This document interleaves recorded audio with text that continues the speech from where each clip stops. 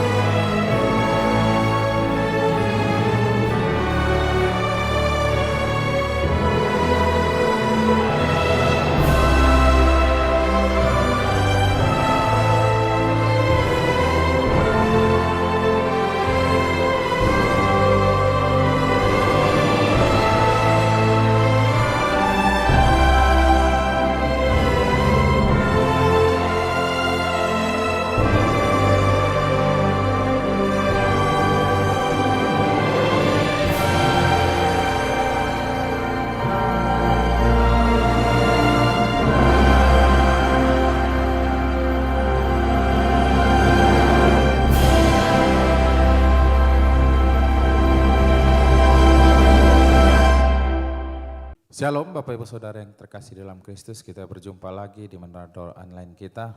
Mari Bapak Ibu Saudara kita siapkan hati karena kita akan berjumpa dengan Tuhan. Kita siapkan lebih sungguh lagi, kita buka hati dan pikiran kita untuk Roh Kudus penuhi kita, melawat kita. Mari kita tundukkan kepala, kita mulai berdoa. Segala pujian syukur hanya bagi Engkau Allah kami yang hidup. Bapa, di dalam nama Tuhan Yesus Kristus, terima kasih ya Tuhan Yesus. Karena Engkau begitu baik di dalam kehidupan kami ya Bapa. Saat ini kami menaikkan syukur kami kepada Engkau. Karena penyertaan-Mu sempurna atas hidup kami ya Tuhan Yesus.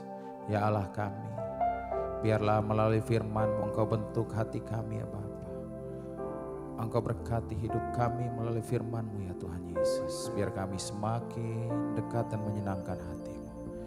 Ini saatnya kami masuk dalam hadirat-Mu melalui pujian ya Bapa. Terima kasih Tuhan, terima kasih Yesus. Haleluya. Mari sama-sama kita sembah Dia, kita katakan. Penuhi hatiku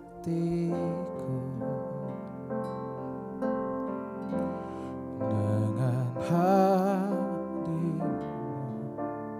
Mari semuanya kita sembah, kita katakan.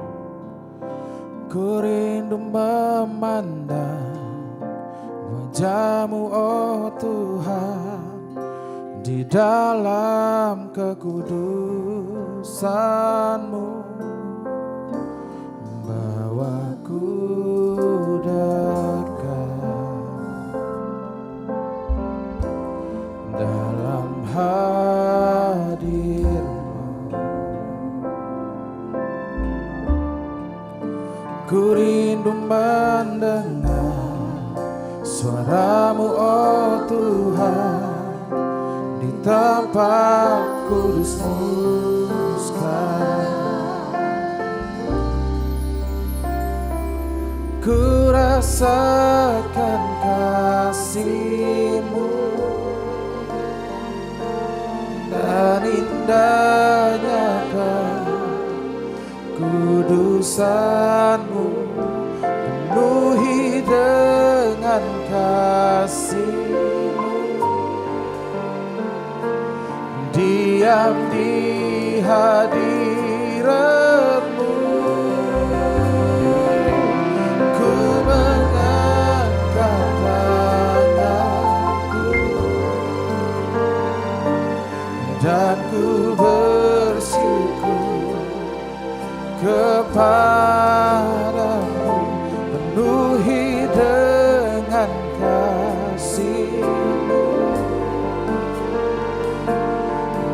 diam di hadirat-Mu.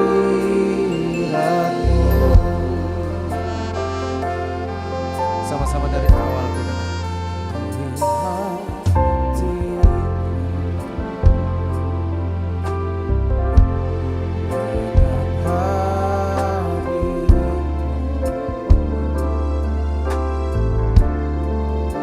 Ku rindu memandang wajah-Mu, oh Tuhan, di dalam kekudusan-Mu. Bawaku dekat dalam hati-Mu.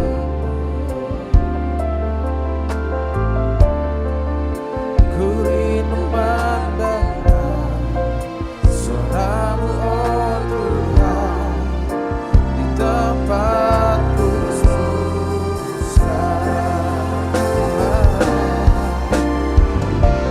ku rasakan kasih-Mu dan indahnya kekudusan-Mu. Penuhi dengan kasih-Mu, diam di hadirat-Mu. Ku megangkan tangan-Mu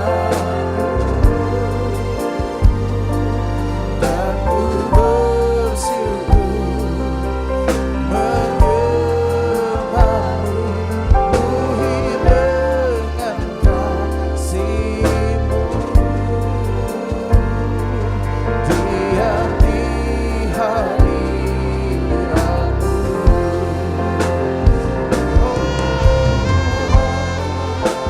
Sungguh ya Tuhan, hati kami tenang berada di dalam hadirat-Mu, Yesus. Biarlah Roh Kudus Engkau melembutkan setiap hati kami, agar ketika Engkau berbicara ya Bapa, kami bisa mengingat dan kami mau taat ya Tuhan Yesus. Engkau bawa lebih lagi setiap hati kami untuk menyembah, memuliakan nama-Mu ya Tuhan Yesus. Biarlah kami selalu menyenangkan hati-Mu ya Bapa. Kami rindu ya Tuhan Yesus, diajar, dibentuk sesuai dengan kehendak-Mu ya Tuhan. Mari semuanya kita angkat suara kita, kita sembah.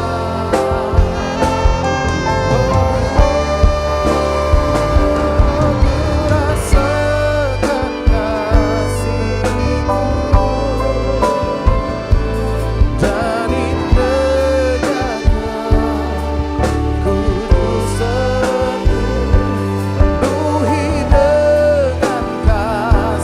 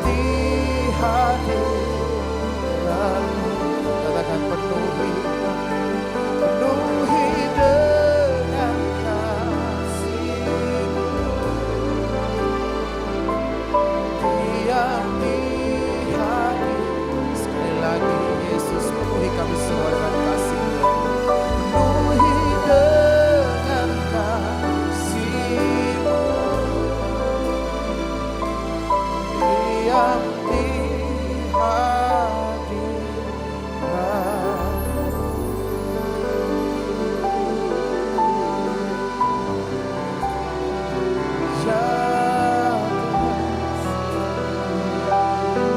Ketika kami berada di hadirat,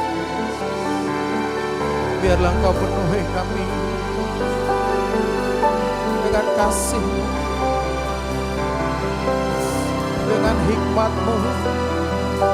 Berbicaralah kepada kami ya Tuhan.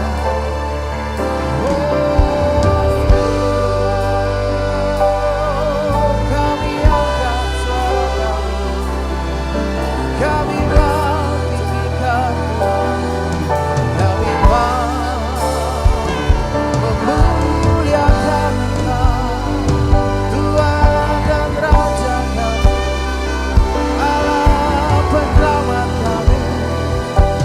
Begitu indah kami dalam hadirat-Mu Yesus, selalu dalam pelukan kasih-Mu Tuhan.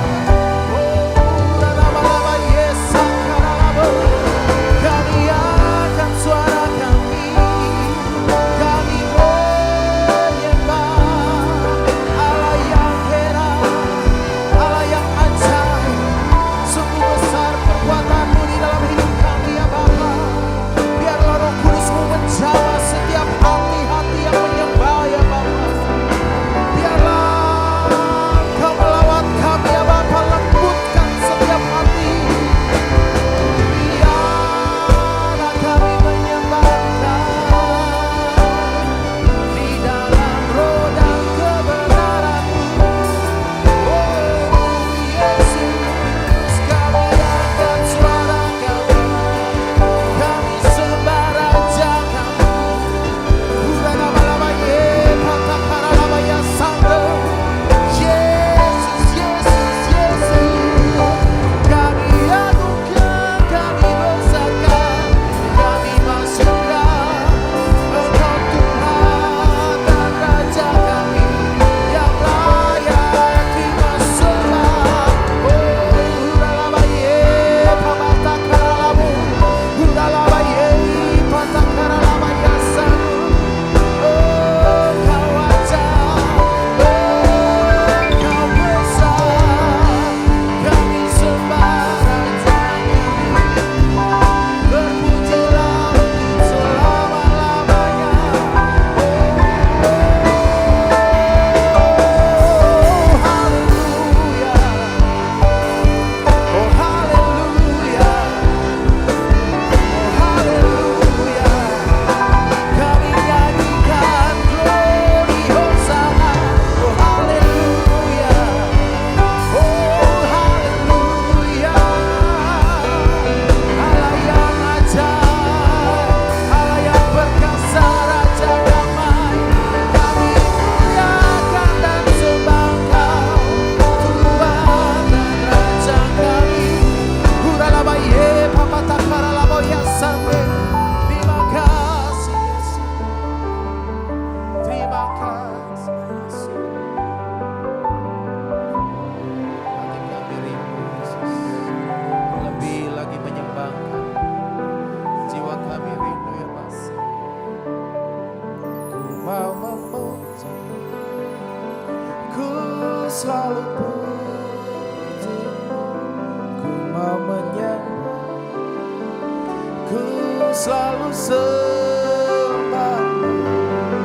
Kau yang layak terima semua pujian, kemuliaan hanya bagi Tuhan. Mau memuji, ku selalu puji. Ku mau menyembah, ku selalu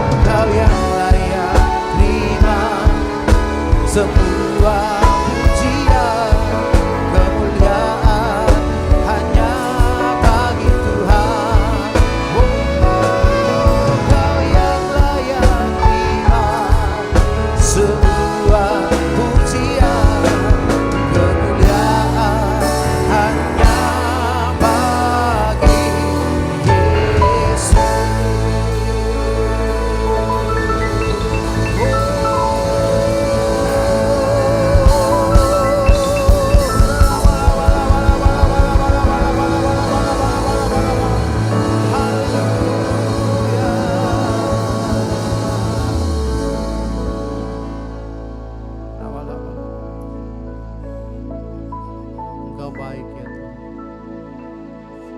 Kami mau menyembah Engkau lebih lagi. Ya Tuhan Yesus, sembah Dia, katakan Yesus, ku sembahkan, sujud di hadapan-Mu, keinginan dalam hidupku hanya untuk menyembah. Angkat suara kita, Yesus, ku sembah, sujud di hadapan, keinginan dalam hidupku hanya untuk menyembah.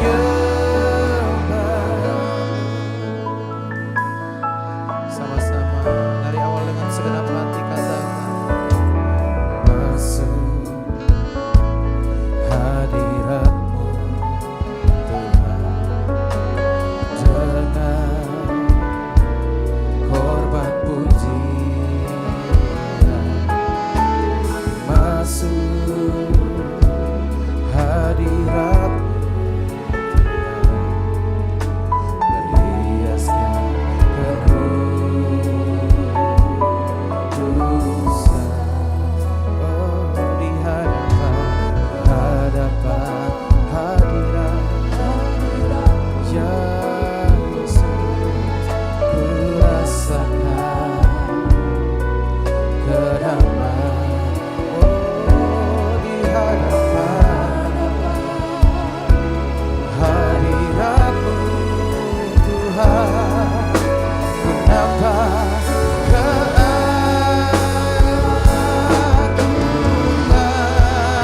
sembah. Yesus, ku sembahkan, sujud di hadapan-Mu, keinginan dalam hidupku hanya untuk menyembah.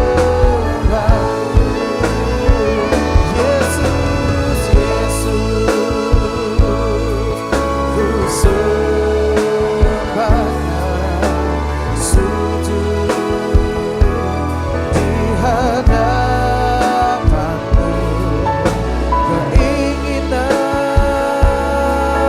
dalam hidupku hanya untuk menyembah-Mu.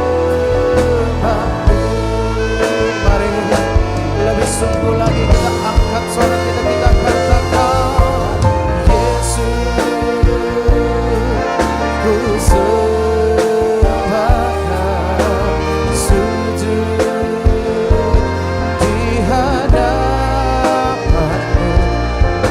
keinginan dalam hidupku hanya untuk menyembah-Mu. Yesus, ku sembahkan, sujud di hadapan-Mu, keinginan dalam hidupku hanya untuk menyembah-Mu.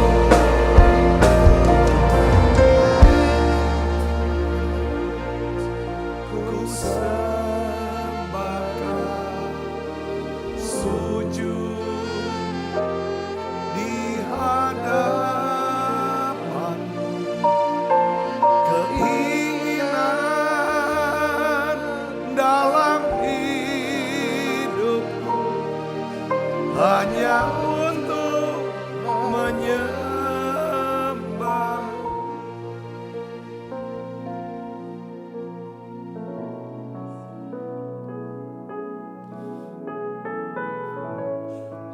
kasih ya Tuhan. Tuhan juga kumpulkan kami lagi di menara doa. Satu kerinduan hati kami di menara doa ini Tuhan. Tuhan mengurapi kami dengan minyak yang baru, yang segar. Perbaharui setiap hati kami. Jadikan kami indah di mata-Mu ya Tuhan. Kami rindu ya Tuhan mempersembahkan yang terbaik dalam hidup kami untuk Tuhan. Biarlah ya Tuhan hidup kami ya Tuhan memancarkan ya Tuhan kehidupan ya Bapa. Mengubah kehidupan banyak orang. Aku berdoa ya Tuhan saat ini anak-anak-Mu yang sedang sakit Tuhan. Aku berdoa Bapa dalam nama Yesus. Sembuhkan mereka ya Tuhan. Aku percaya Yesus. Oleh bilur-bilur Yesus. Jadi sembuh sekarang. Aku percaya mujizat masih ada. Mujizat masih ada buat kami. Jamah anak-Mu ini Tuhan. Jamah ya Tuhan. Biarlah ya Tuhan Kau dengar doa anak-anak-Mu ini. Mereka akan mempersembahkan hidup mereka ya Tuhan kepada-Mu Yesus. Mereka ingin melayani-Mu ya Tuhan. Biarlah Kau pakai mereka ya Tuhan. Beri mereka yang kesehatan, kesembuhan, umur panjang, kesegaran buat jiwa mereka. Tuhan aku berdoa ada terobosan Tuhan berikan dalam nama Yesus. Terima kasih Tuhan, terima kasih. Terima kasih Yesus, terima kasih.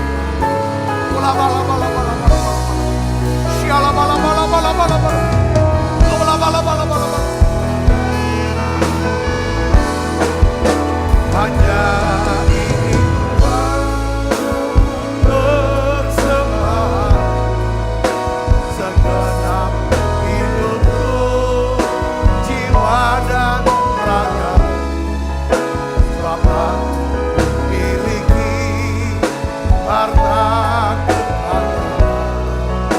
yang berarti untuk persembahkan.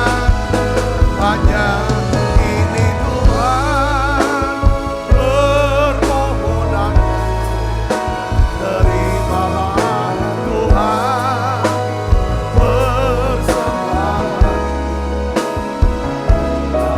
hidupku sebagai alat seumur hidup. Tuhan terima kasih. Berbicara secara pribadi buat tiap kami Tuhan. Urapi hamba-Mu untuk dapat menyampaikan pesan firman-Mu ini dengan bahasa yang sederhana dan mudah dimengerti. Dalam nama Yesus kami berdoa. Haleluya. Amin. Amin. Silakan kembali Ibu Bapak. Shalom saudara. Nah hari ini saya ingin sharingkan tentang menjaga hati dan perkataan. Maksudnya ada kaitan saudara ya antara hati kita dan perkataan kita. Kenapa kita perlu jaga hati, jaga perkataan? Karena ini akan menentukan saudaraku akan daripada nasib dan masa depan kita. Saya ingin ajak ibu bapak untuk melihat saudara, ini Amsal yang cukup terkenal sebenarnya. Amsal 4 ayat 20 sampai 26. Ini kata demi kata, saya ingin ajak ibu bapak untuk membacanya bersama-sama. Nanti saudara selesai menara doa, saudara bisa baca ulang, biarlah Roh Kudus akan mengajar daripada saudara atau kita semua ya. Setelah itu kita akan baca sama-sama yuk. Amsal 4 ayat 20 sampai 26. 1, 2, 3. Hai anakku, perhatikanlah perkataanku. Arahkanlah telingamu kepada ucapanku. Janganlah semuanya itu menjauh dari matamu. Simpanlah itu di lubuk hatimu. Simpanlah perkataan nasihat. Firman Tuhan ini di lubuk hatimu. Apa yang terjadi kalau kita simpan perkataan firman di lubuk hati kita? Ayat 22 katakan apa saudara? Karena itulah yang menjadi kehidupan bagi mereka yang mendapatkan perkataan firman itu saudara. Dan apa? Kesembuhan bagi seluruh tubuh mereka. Kita butuh yang namanya kehidupan dan kesembuhan. Selama Tuhan masih izinkan kita, ya kan saudaraku, untuk hidup ya kan di dalam dunia ini. Nah, saudaraku, di dalam ayat yang ke-23 ini adalah ayat tengah-tengah. Saudaraku ya. Ini message-nya, justru ini pesan yang kuatnya. Saudaraku ya. Ya, ayat 23 baca sama-sama. 1 2 3. Jagalah hatimu dengan segala kewaspadaan. Karena dari situlah terpancar kehidupan. Jadi di sini dikatakan untuk jaga hati, kita harus perhatikan firman. Bukan cuma diperhatikan, tapi harus disimpan ke dalam lubuk hati. Karena firman ini kehidupan dan kesembuhan. Sekali lagi diulang 23, jaga hatimu. Karena dari hati terpancar kehidupan. Lalu bagaimana caranya untuk bisa jaga hati? 24, 25, 26 ini caranya. Dijelaskan lagi. Buanglah mulut serong daripadamu. Jauhkanlah bibir yang dolak-dalik daripadamu. Biarlah matamu memandang terus ke depan. Dan tatapan matamu tetap ke muka. Tempuhlah jalan yang rata. Dan hendaklah tetap segala jalanmu. Katakan amin. Jadi hati itu ya saudara berkaitan erat dengan perkataan kita. Ya, ketika Tuhan mengubah hati seseorang, ya, ketika Tuhan mengubah hati kita, ya, maka cara berbicara kita dengan orang lain pun akan mulai berubah, saudaraku. Ya, dan hal itu kalau cara bicara kita udah berubah, hal itu akan membuat hubungan kita menjadi lebih harmonis, lebih rukun, ya, dan hidup kita pun akan lebih berbahagia. Sebaliknya saudara lihat di dalam setiap hubungan ya, setiap hubungan apapun itu, saya melihatnya begini, sebagian besar konflik ya, atau pertengkaran itu semua disebabkan oleh karena apa saudara? Kata-kata. Apa saudara? Kata-kata yang kita ucapkan. Dan bagaimana cara kita mengucapkannya. Ini yang jadi konflik. Saudara, kenapa? Saya ingin beritahu gini saudaraku ya.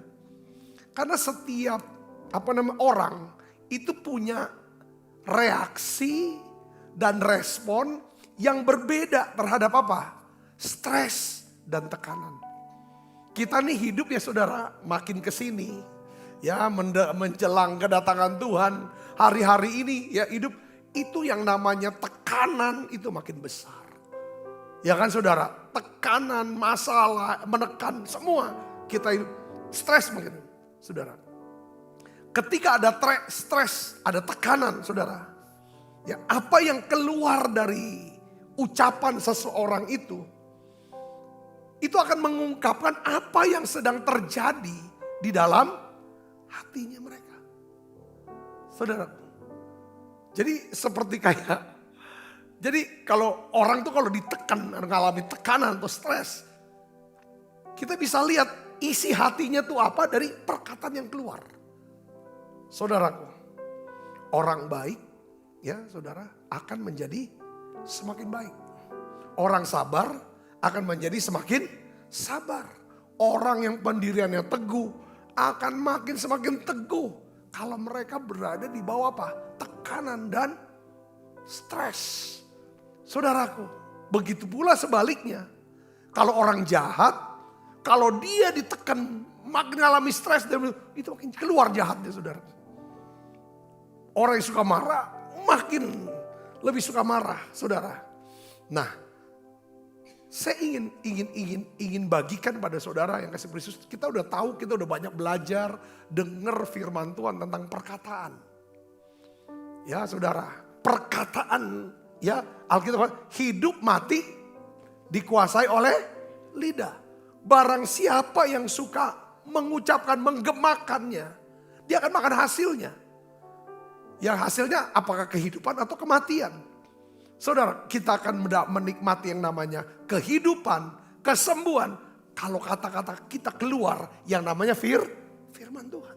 Sebaliknya saudara, kalau kata-kata kita yang tidak baik, yang negatif.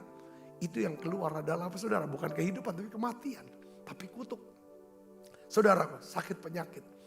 Kita juga sudah belajar bahwa kata-kata kita ini saudara. Itu akan mengungkapkan identitas kita ini sebenarnya siapa. Saya kasih contoh saudaraku, kisah penyalipan Yesus. Ya, bersama dengan 2 orang penyamun. Saudaraku, ini menjelaskan tentang perkataan itu. Ya, berkaitan erat dengan apa yang sebenarnya ada atau terjadi di hati mereka. Saudaraku, ya. Jadi perkataan itu mengungkapkan identitas daripada orang itu. Coba kita lihat sini, Saudara, ya. Kan Alkitab kan berkata dalam Efesus 4 ayat 29. Apa, Saudara? Ini nasihat yang Tuhan mau kita hayati. Ini saya jadikan seperti kayak wallpaper di handphone, di iPad ayat ini, Saudara. Saya berusaha, tapi ya kita nggak mungkin ada. Ya kita kan berusaha. Saya doa, ini harus didoakan. Efesus 4 ayat 29, kita baca sama-sama, Saudara. 1, 2, 3. Janganlah ada apa? Perkataan kotor keluar dari mulutmu. Tetapi pakailah perkataan yang apa? Yang baik. Untuk membangun di mana perlu. Supaya mereka yang mendengarnya beroleh kasih karunia. Katakan amin. Nah ini ayat ini saya doain terus. Karena gak bisa cuma baca tahu. Lalu lewat. Denger. Oh ya dibaca. Udah bisa. Saya mau doain Tuhan. Ya kan gimana saya supaya gak keluar kata-kata kotor dari mulut saya. Tapi saya bisa pakai perkataan yang baik. Untuk membangun. Ya. Supaya orang yang dengar perkataan saya, mereka beroleh kasih karunia, mereka mendapatkan berkat. Ya, lewat perkataan saya. Tuhan yang bilang, kamu tiap hari periksa hati kamu. Amin. Karena hatimu, ya kan, itu akan mengeluarkan, menghasilkan kata-kata seperti Yesus waktu dia disalib. Saudara, itu kan orang disalib tuh, waduh stres berat tuh, Saudara. Tidak tidur, haus, lapar, disiksa, berdarah-darah. Wow. Saudara, tapi di atas kayu salib, Yesus mengalami tekanan, mengalami stres berat, penderitaan. Yesus tidak mengeluarkan kata-kata kotor yang biasa diucapkan oleh para penjahat yang dihukum mati lewat penyalipan. Itulah yang menyebabkan para perwira Romawi, salah seorang yang namanya Gaius, dia berkata ini anak Allah, yang akhirnya dia jadi anak Tuhan. Orang ini, saudaraku, kenapa? Karena dari mulut Yesus menggunakan perkataan yang apa? Perkataan yang baik. Ya kan, perkataan Yesus perkataan yang membangun, saudaraku, sehingga mereka yang mendengarnya sekalipun dalam tekanan beroleh kasih karunia. Waktu di atas kayu salib, Yesus berkata apa? Bapak, ampuni mereka. Sebab mereka tidak tahu apa yang mereka perbuat. Itu perkataan Yesus tuh. Baik sekali. Padahal mereka sudah siksa Yesus. Saudaraku, ketika Yesus, ya kan? Tetapi kita lihat lagi, ya kan, saudara, 2 penyamun. 2 penyamun kalau saudara baca di dalam Matius 27. Ayat 44. Dua-dua penyamun ini, saudara, penjahat ini, dua-dua tuh mencaci maki. Mencela Yesus, saudaraku. Ya, mengucapkan perkataan kotor, mereka mencaci maki, mencela Yesus yang disalib bersama mereka. Itu ayatnya ada. Tapi saya dapatkan begini, saudara. Setelah kita lihat sini. Ketika salah seorang penyamun, ya, mengubah perkataan yang kotor itu, perkataan mencela Yesus. Kita ini suka cela orang ya, cela itu. Merendahkan dengan mencela kan, saudara. Ya kan? Dia ganti itu kata-kata kotor, kata-kata mencela Yesus dengan perkataan doa kepada Yesus. Dia berkata apa, saudara?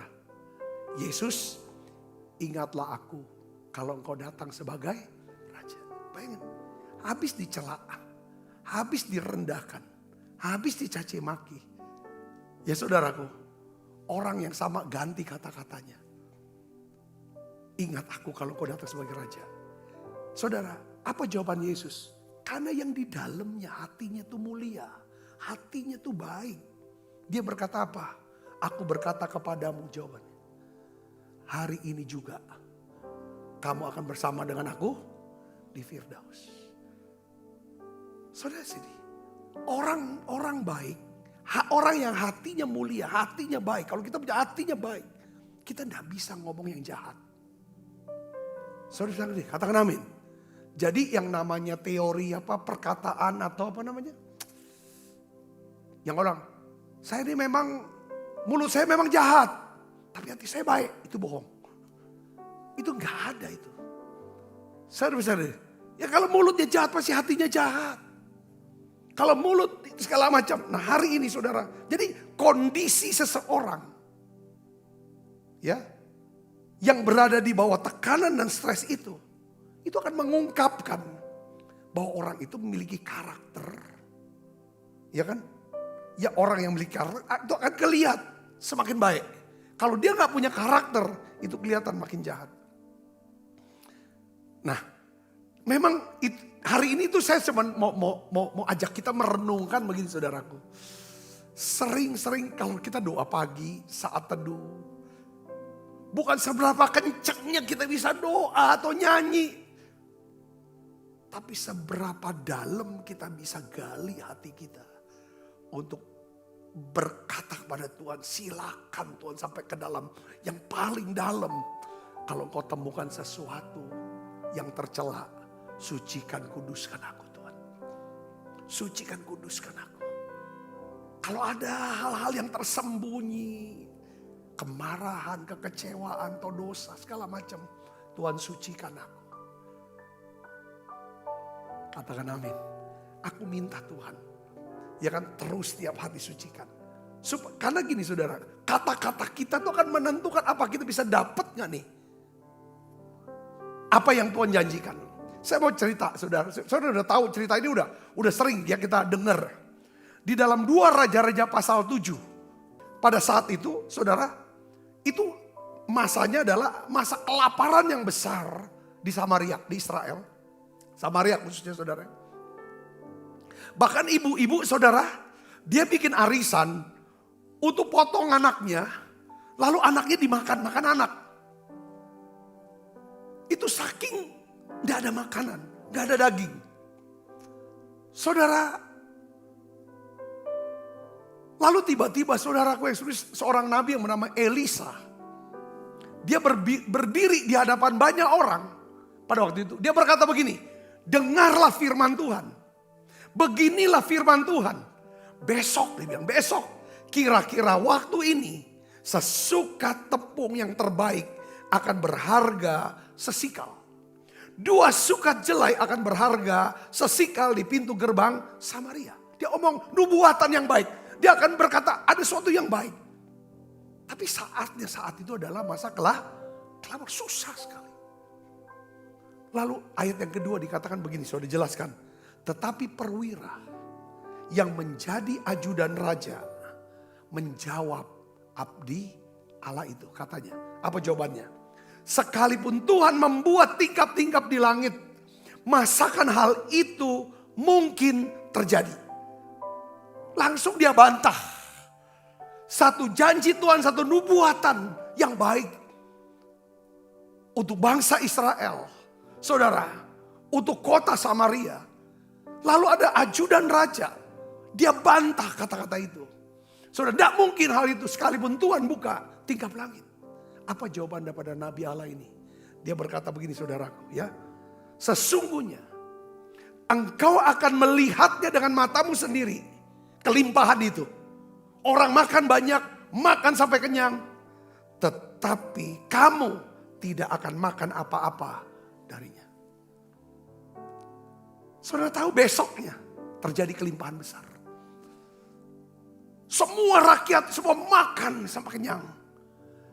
Si ajudan raja diperintah tidak boleh pergi kemana-mana. Dia mati diinjak-injak. Dia lihat orang makan. Dia tidak bisa makan, bahkan dia mati sampai kelaparan. Saudara Yesus. Tetapi berbeda dengan 4 orang kusta. Itu di ayat selanjutnya berkata. 4 orang kusta. Saya baca buku Tommy Tenney namanya Ultimate Comeback. Dia bilang 4 orang kusta ini yang ada di Samaria. Ya, menurut penelitian, studi daripada para teolog-teolog. 4 orang kusta ini adalah Gehazi dan 3 orang anaknya yang laki-laki yang kena kusta. Karena dia menerima persembahan Naaman yang kusta disembuhkan. Yang ditolak oleh Elisa.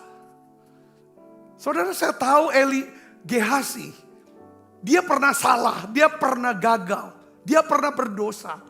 Dan tuannya berkata, kutuk Naaman, pindah ke kamu dan anak-anak kamu untuk selama-lamanya. Itu kata Nabi. Tapi dia tahu, dia percaya pada Allahnya. Asalkan aku punya dengar firman, dengar nubuatan firman yang diucapkan oleh Nabi Elisa, ini Tuhan aku yang pernah aku layani. Ya, aku memilih orang yang aku akan dengarkan suaranya. Hari ini Tuanku berkata besok akan terjadi. Lalu saudara tahu, selesai dia dengar firman itu, perkataan Elisa, dia berkata kepada 3 orang anaknya ini. Dia berkata apa? Mengapa kita duduk-duduk di sini sampai mati? Ya, jika kita berkata baiklah, kita masuk ke kota, padahal dalam kota ada kelaparan, kita akan mati di sana. Tetapi jika kita tinggal di sini, kita juga akan mati. Jadi sekarang marilah kita menyeberang ke perkemahan tentara Aram. Jika mereka membiarkan kita hidup, kita akan hidup. Jika mereka mematikan kita, kita akan mati. Poinnya begini. Dia mau ngomong kemana anak gini. Kita udah dengar firman nih. Ya, firman bilang terjadi kelimpahan. Besok. Ya kan? Besok akan terjadi kelimpahan. Di pintu gerbang ini. Setelah itu dia bilang, ini malam. Lebih baik kita masuk ke perkemahan sana. Kita duduk-duduk, kita mati. Kita pergi ke sana, kalau tentara itu izinkan kita hidup, kita hidup. Kalau dia bilang mati, mati. Sama, lebih baik kita mati waktu kita berjuang, daripada kita mati tidak berjuang sama sekali. Dia bilang, tapi firman Tuhan tidak akan pernah salah. Firman Tuhan tidak pernah gagal. Firman Tuhan melampaui keadaan kelaparan.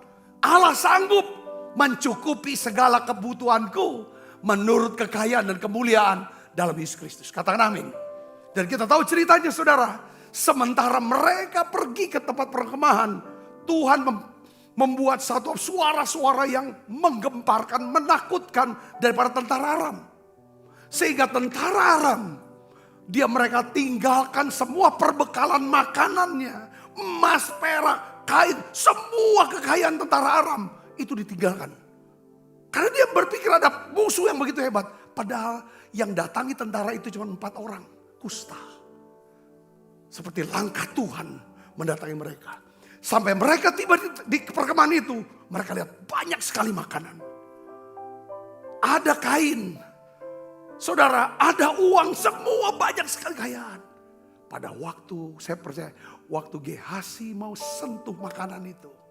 Sentuh duit, sentuh semua. Tiba-tiba, hatinya berdetak. Dia bilang, gak baik nih kita makan sendirian. Kita harus beritahu daripada penjaga bahwa di sini ada kelimpahan. Kita harus beritahu pada raja, di sini ada kelimpahan. Dulu aku kusta karena aku egois. Aku mau makan untuk diriku sendiri. Sekarang aku diuji lagi oleh Tuhan. Kalau aku lulus dari ujian remedi ini, ya kan, belajar tidak ego, tapi eho berdampak. Lewat aku, satu bangsa bisa makan kenyang. Lewat aku, satu bangsa bisa diberkati. Aku mau makan secukupnya. Aku harus belajar punya rasa cukup. Supaya ada rasa syukur. Dan bisa jadi berkat buat banyak orang lain. Dia makan seadanya, dia gak ambil semua. Dia langsung, waktu dia dari perkemahan, jalan ke pintu gerbang Samaria sana, Tommy Teddy dalam bukunya tulis, Tuhan menyembuhkan Gehasi dan 3 orang anak ini. Dia perumpamakan dengan 10 orang kusta yang berjumpa dengan Yesus di Samaria. Saudaraku, ketika mereka berjalan menemui imam, dalam perjalanan mereka disembuhkan. Dan 1 orang Samaria balik lagi ke dia. Saudara ngerti gak? Katakan amin. Ini ceritanya. Sehingga Gehazi akhirnya bukan cuman makan kenyang, diberkati, bisa jadi berkat, tubuhnya dibebaskan dari kusta. Dan dia jadi sahabat raja. Kenapa? Karena hatinya tidak pahit. Ketika dia kena hukuman, kena disiplin, kena hajaran dari Tuhan, kena kusta, dia gak pahit. Saudara, dia gak pahit. Dia dengar firman, firman tertanam dalam lubuk hatinya. Dan itu jadi kehidupan, dan itu jadi kesembuhan. Yang ngerti katakan amin. Saudara, seringkali waktu kita salah, kena proses, kena hajar, kita luka, kita pahit. Saya berdoa, sudah lihat di sini. Hati ini penting, tiap hari kita harus sembuhkan terus. Saudaraku, apapun yang ada di hati kita, itu akan tumpah saat kita berada di bawah tekanan dan stres. Itulah sebabnya Alkitab katakan, jaga hatimu. Jaga hatimu dengan segala kewaspadaan. Sebab apapun yang ada di hati kita, itu akan tumpah keluar ketika kita berada dalam biarlah waktu dalam tekanan yang tumpah keluar adalah perkataan yang baik. Yang percaya katakan amin.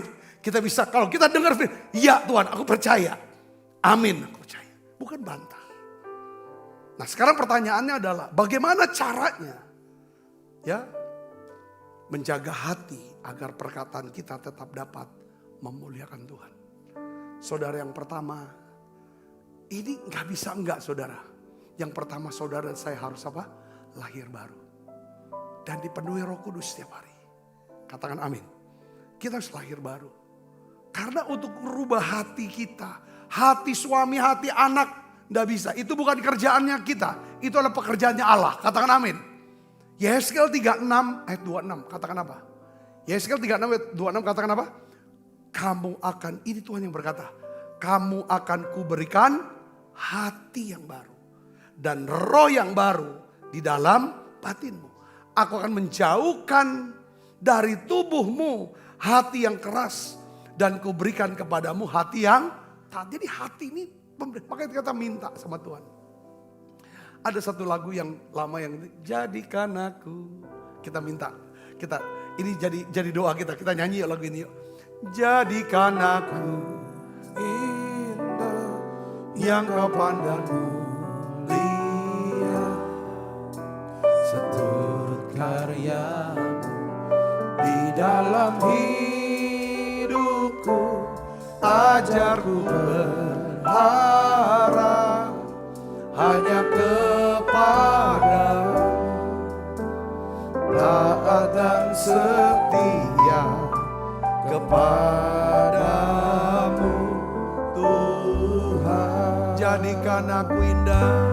Jadikan aku indah yang kau pandang mulia, seturut karya di dalam hidupku, ajarku berharap hanya kepadamu, taat dan setia kepadamu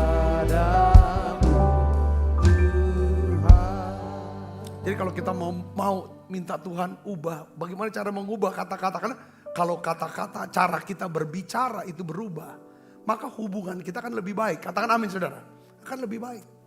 Ya, cara berbicara kan bukan cuma saudara kita terus bicara, ya kan saudara. Ada kata kalau mau efektif 80% denger, 20% bicara.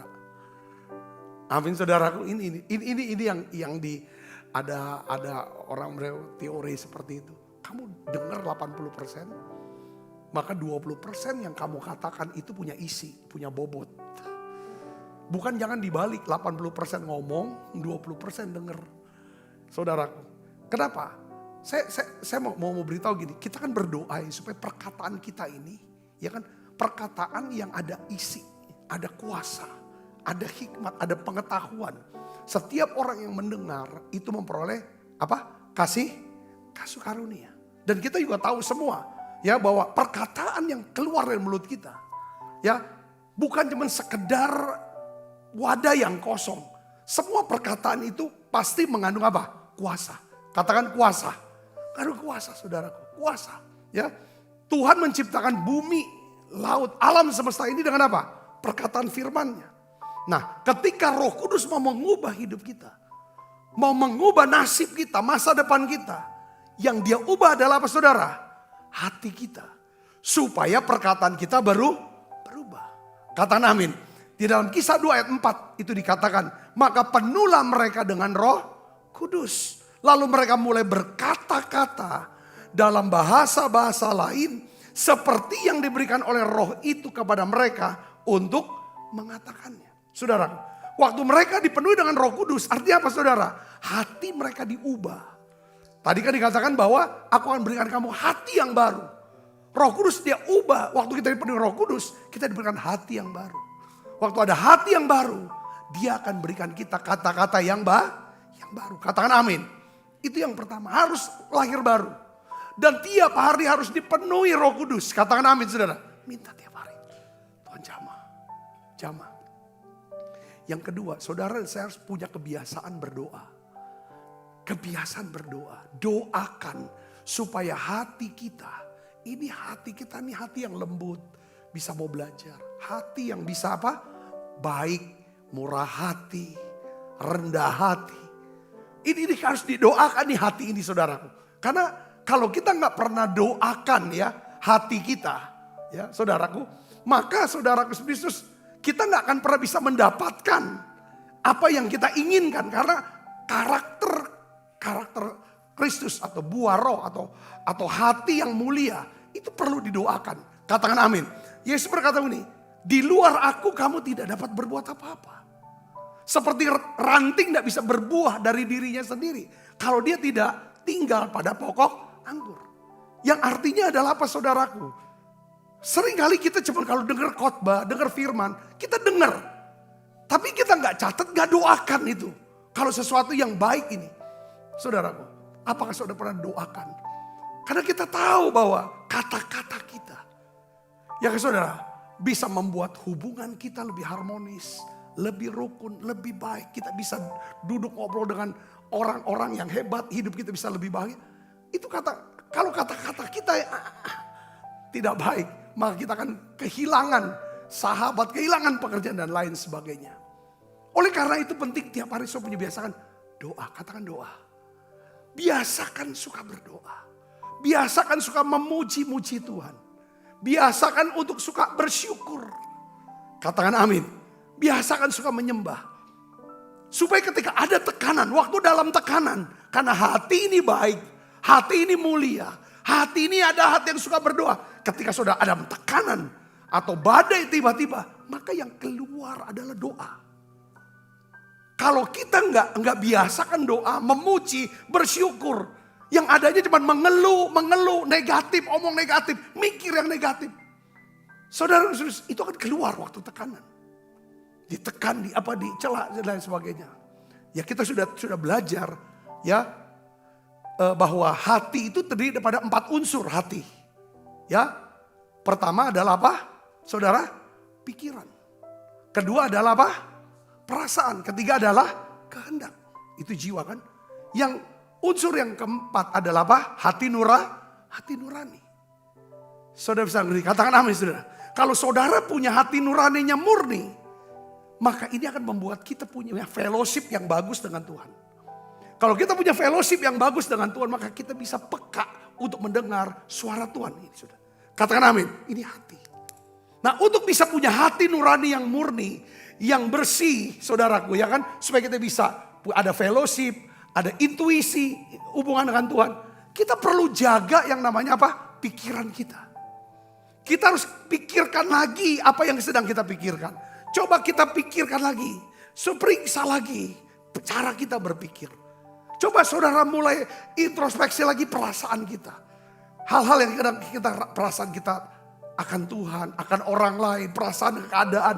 Ini jaga, untuk jaga hati. Katakan amin saudara. Karena dari hati itu bicara dari pikiran, perasaan, kehendak dan hati nurani keluar kata-kata. Ibu bapak bisa mengerti sini, katakan amin. Saya kasih contoh saudara, seorang yang bernama Ayub. Ketika Ayub mengalami badai, tekanan yang begitu hebat dalam hidup dia. Kehilangan harta, seluruh hartanya habis. Anaknya, semuanya, 10 anaknya mati seketika. Tubuhnya keluar sakit. Waduh. Istrinya langsung suruh dia menghujat Yesus, Tuhan. Dan suruh mati. Itu tekanan yang hebat.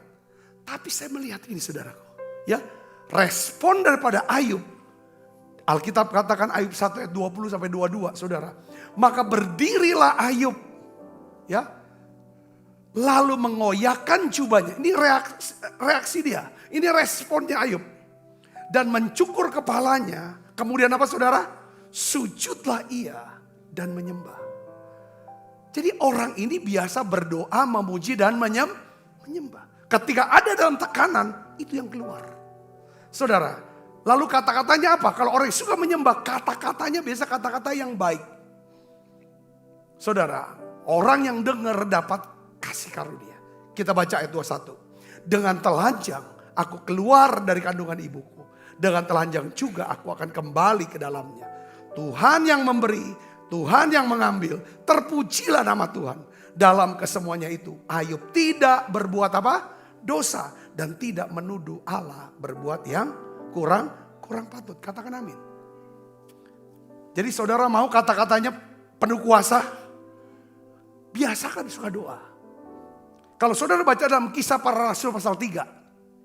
Di situ ada kisah di mana Petrus dan Yohanes, Alkitab katakan, ya kan, pada jam 3 pagi, 3 sore, itu petang, dia mau pergi ke bait Allah. Dia datang ke bait Allah. Dia untuk sembahyang. Ini dia punya kebiasaan untuk suka sembahyang, suka berdoa, memuji. Petrus dan Yohanes. Lalu saudaraku, orang yang suka doa, muji, nyembah, biasa suka nyembah. Perkataannya, itu perkataannya luar biasa.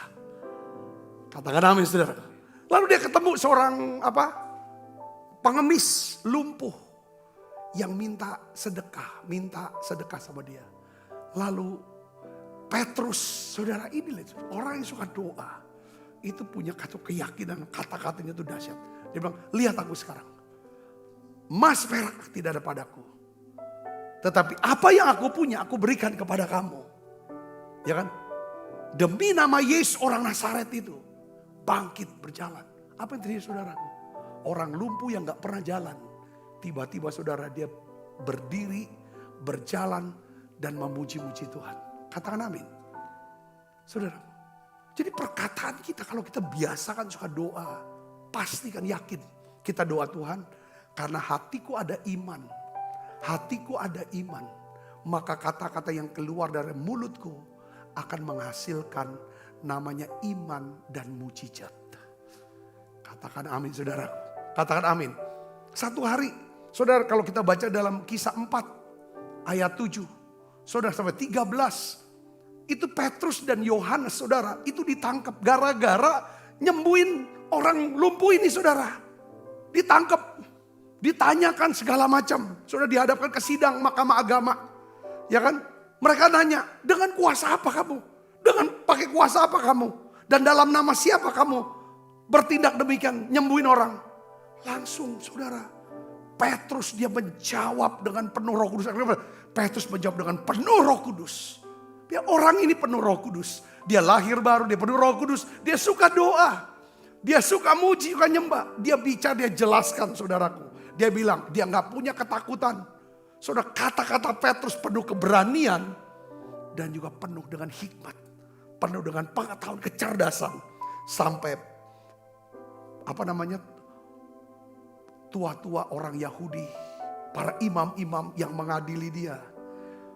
Alkitab katakan ketika sidang melihat keberanian Petrus dan Yohanes. Dan mengetahui bahwa keduanya orang biasa yang tidak terpelajar. Heranlah mereka.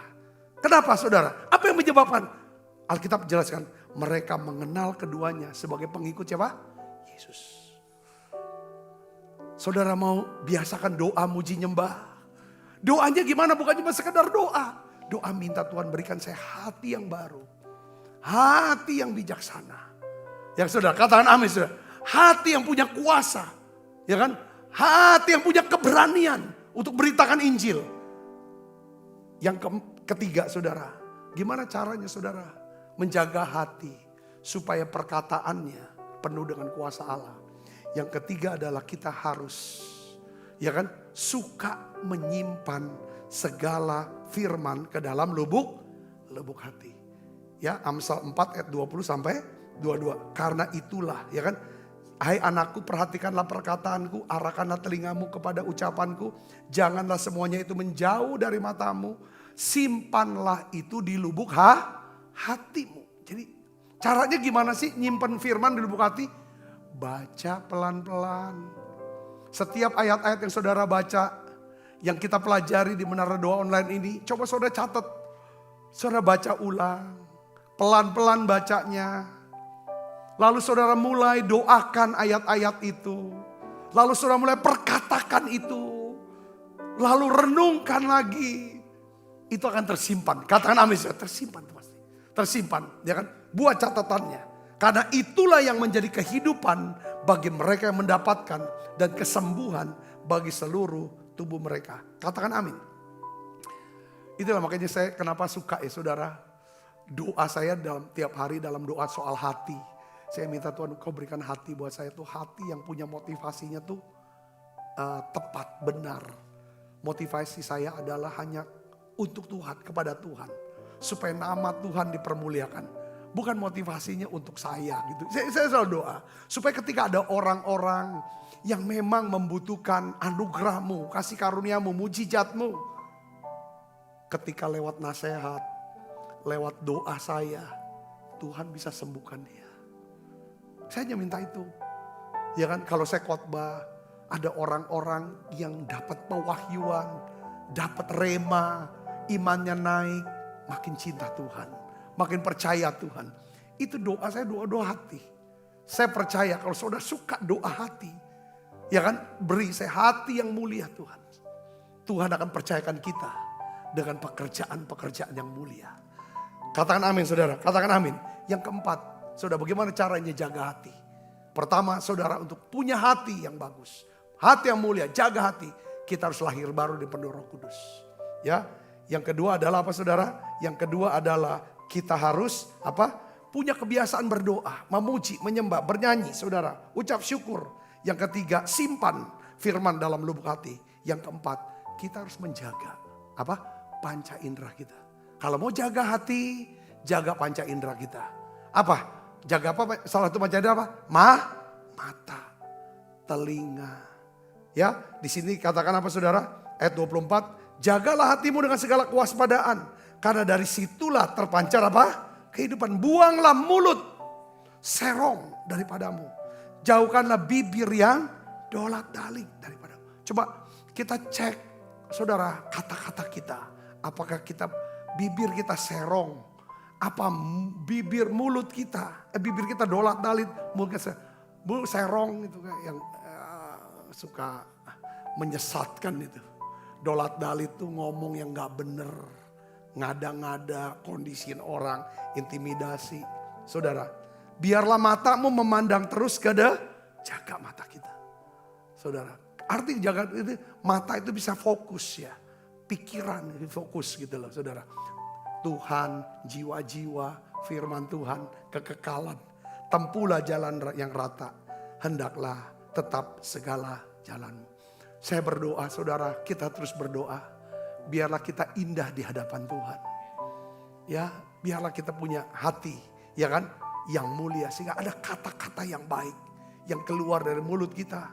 Sehingga saudara akan melihat bagaimana perbuatan Tuhan yang ajaib terjadi dalam hidup saudara. Katakan amin. Saya percaya, kata-kata bisa punya kuasa untuk menciptakan. Mungkin saat ini saudara sedang sakit. Saudara mengalami tekanan yang hebat dengan penyakit ini. Bagaimana, apakah sembuhkah? Gimana aku bisa biayai? Segala macam tekanan hebat. Saudara minta hati, Tuhan jadikan aku indah. Hati, jaga hati. Jangan kecewa, jangan marah, jangan pahit. Dengar terus pengajaran firman. Dengar pengajaran firman. Baca firman. Cari firman. Simpan itu di lubuk hati saudara. Itu akan jadi kehidupan. itu jadi kesembuhan buat saudara. Apapun saudaraku, apapun itu. Yuk kita akan bangkit berdiri, kita akan berdoa. Kita siapkan hati makan perjamuan kudus.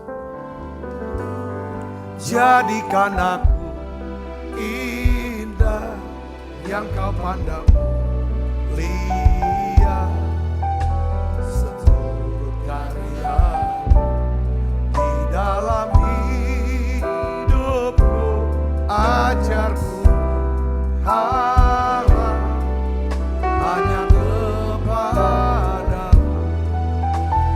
tak ada sesedih kepada Tuhan. Yuk saudara, lewat perjamuan kudus ini kita belajar mau melihat hati. Tuhan, lihatlah hatiku Tuhan, renungan hatiku. Sucikan, kuduskan. Aku mau indah di hadapan-Mu Tuhan. Aku mau indah dalam pemandangan-Mu Tuhan. Ajar aku bisa berharap hanya kepadamu. Sekalipun tidak ada dasar untuk berharap. Beri kami kekuatan. Tidak mudah takut, tidak mudah cemas. Tapi percaya, mujizat masih ada buat kami. Tuhan, ajar kami bisa bernubuat. Seperti perempuan yang mengalami pendarahan. 12 tahun. Dia sudah kehilangan semua. Tapi dia mendengar berita tentang Yesus. Lalu dia ucapkan kata-kata. Asal ku jamah saja jubahnya, aku sembuh. Tuhan Yesus, aku bernubuat untuk setiap anak-anak-Mu yang sedang bergumul dengan sakit penyakit. Sembuhkan ya Tuhan anak ini. Sembuhkan mereka. Sembuhkan Tuhan. Sembuhkan penyakitnya. Sembuhkan mentalnya. Sembuhkan ya Tuhan keuangannya. Sembuhkan hubungannya ya Tuhan. Terima kasih. Terima kasih. Tiap kali kami makan perjamuan kudus kami ingat akan korban Yesus. Dan kami mengucapkan terima kasih Tuhan. Sebab apa yang telah kuteruskan kepadamu telah kuterima dari Tuhan. Yaitu buat Tuhan Yesus pada malam waktu Yesus akan mengambil roti, angkat roti. Dan sudah itu mengucap syukur atasnya. Ia memecah-mecahkannya dan berkata, inilah tubuhku yang diserahkan bagi kamu. Perbuatlah ini menjadi peringatan anak-anakku. Saudaraku, bukankah roti tangan kita ada persoalan kita dengan tubuh Kristus? Mari kita makan dalam.